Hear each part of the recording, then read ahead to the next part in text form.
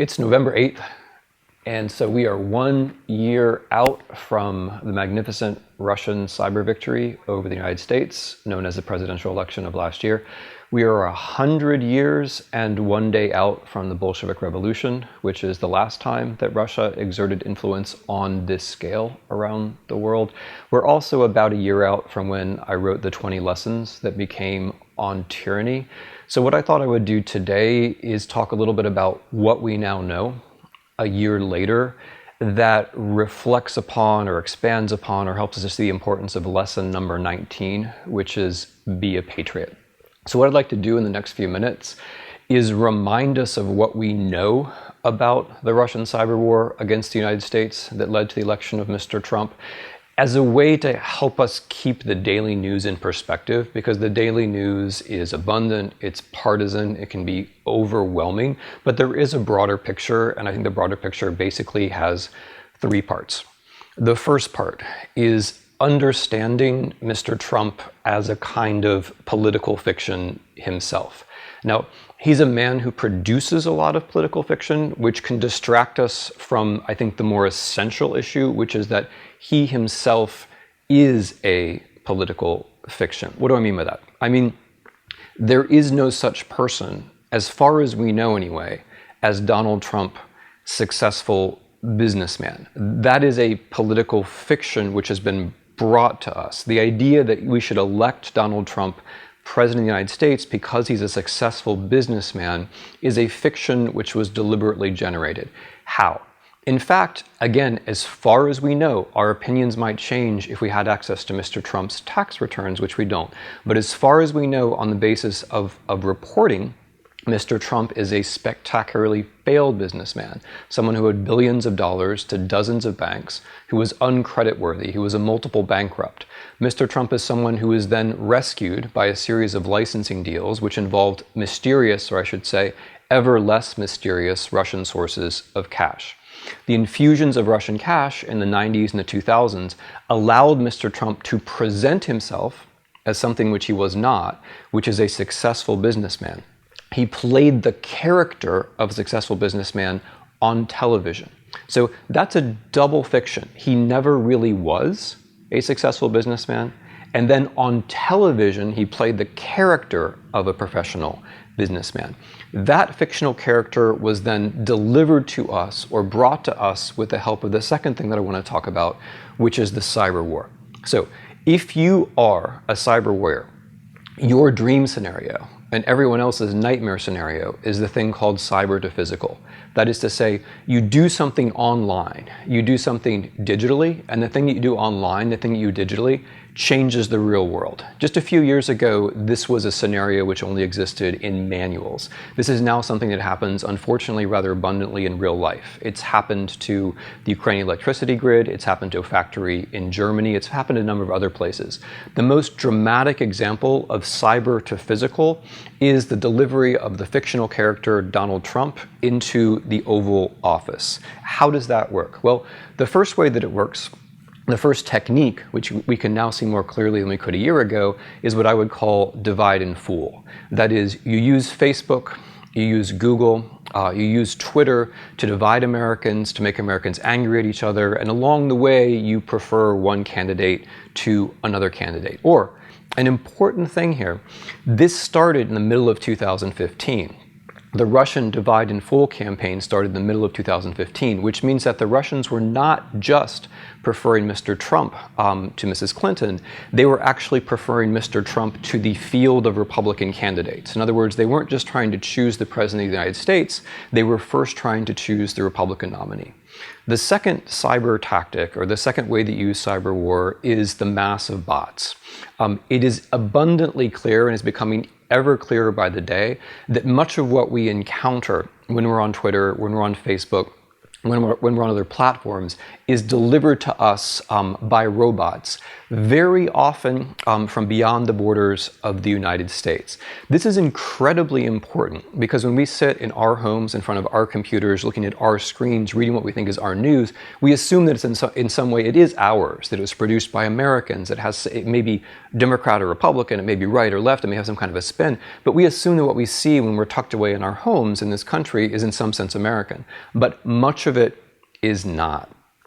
It is basically at this point inconceivable, if you use the internet in 2016, that you were not exposed to a piece of information or misinformation which was designed to manipulate you.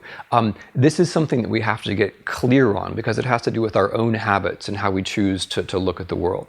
The third thing that happened, which was a bit clearer last year, but which is worth remembering, is the timed hacks and drops. There were two of these which were extremely important. The first was the hack of the DNC, which then allowed the Russians to drop Democratic National Committee emails right at the time of the Democratic National Convention, right at the time which was the worst possible time for the Democratic Party. The second example of this was the timed drop of Mr. Podesta's emails half an hour after the Access Hollywood tape was released, in which Mr. Trump said things that I won't repeat about how women can and should be treated. 30 minutes after that tape was released, emails about the Democrats were then released. That's not a presidential campaign. That's what it's like to run a presidential campaign when a foreign intelligence service is at your back. So those were the three major techniques: the divide and fool, the mass army of robots, and then the timed email drops. And by way of those things, Russia was supporting that a particular human being, fictional character in fact, Donald Trump, become president of the United States. What does this mean? This is the third point that I want to say. What we have experienced, what we are experiencing, I think what we have to look at and see directly before we go any further, is a breach in the sovereignty of the United States of America. It is not a normal situation to have a foreign power be in the position to materially influence the outcome of a presidential election. Now, I'm happy to accept it's possible that he could have won without their help, although it's hard for me to see how, since he wouldn't have existed without their help. But I admit it's theoretically possible. But in the real world that we are living in, he did in fact win with an awful lot of help. And this is a material breach in the sovereignty of the United States of America, which is something you ought to care about, regardless of what you think about Mr. Trump personally. Although again, I think it's hard to think about him as a person, since the Mr. Trump that we've been delivered is actually a fictional character. In any event, how can we see this as a threat to American sovereignty? There's one easy trick, which is to move from cyber and to ask for a moment about the people. The cyber war, the delivery of this fictional character, is the main story. But let's look at the people who are clustering around. Who are the people who are actually involved in Mr. Trump's campaign? Who are the people who have followed him to the White House? It is astounding how many of them are more directly connected to the Russian Federation than to the United States. These are basically white guys with American accents, so we look at them and we see Americans, but they're basically people whose connections with Russia are much thicker and more important than their connections with the United States. Consider his foreign policy team. Mr. Papadopoulos, who is now pled guilty to lying to the FBI about his connections with Russia. Mr. Page, who has now admitted to Congress that he tried to help Russia influence the Trump campaign and vice versa. Michael Flynn, who was paid by the Russian propaganda sender RT and later had to resign. This is the foreign policy team. The present Secretary of State, Mr. Tillerson, we sometimes forget that he was given the Order of Friendship personally by Mr. Putin. If we move from there to the campaign staff, it's astonishing. Paul Manafort, who has now been indicted for conspiracy against the United States.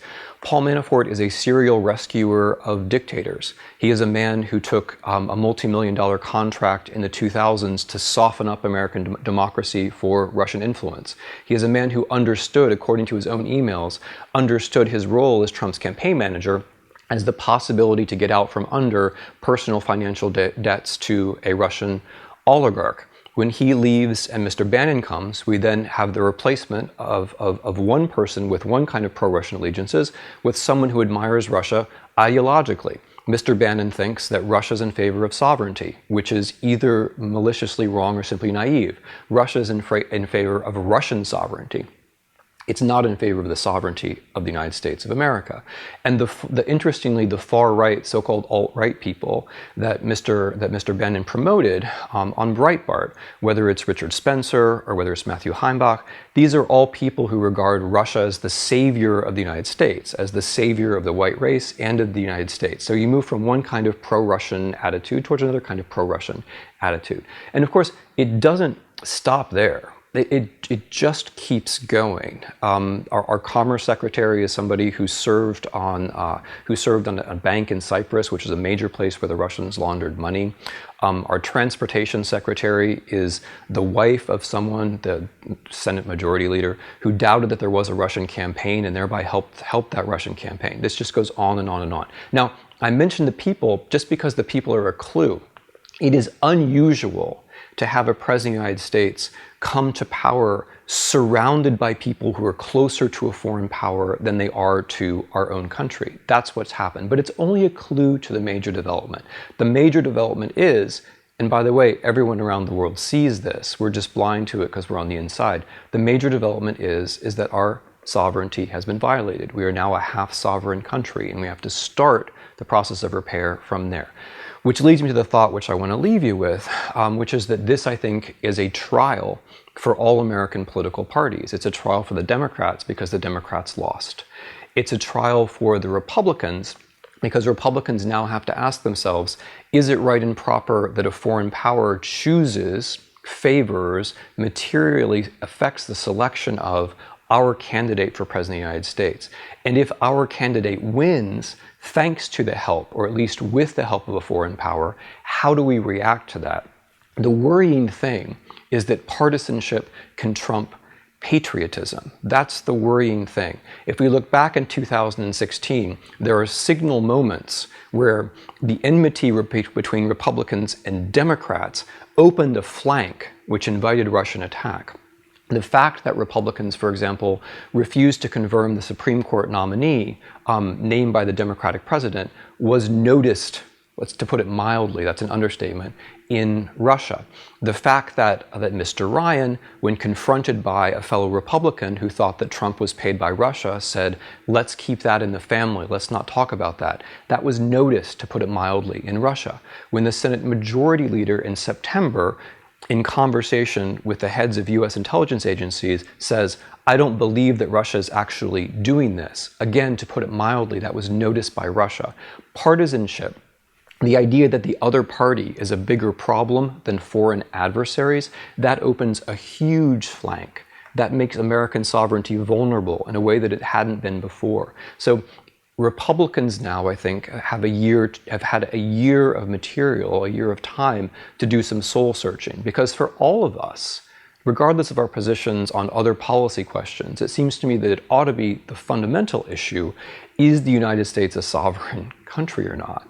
Are we, in fact, living in a sovereign country? Are we doing the things that we need to do to defend our independence? That comes first. After that, we then disagree about policy. After that, we're free to disagree about policy. But a year in, a year after the Russian cyber victory, it seems to me that we still have a lot of soul searching to do about the loss of American sovereignty. Now, is it all the Russians' fault?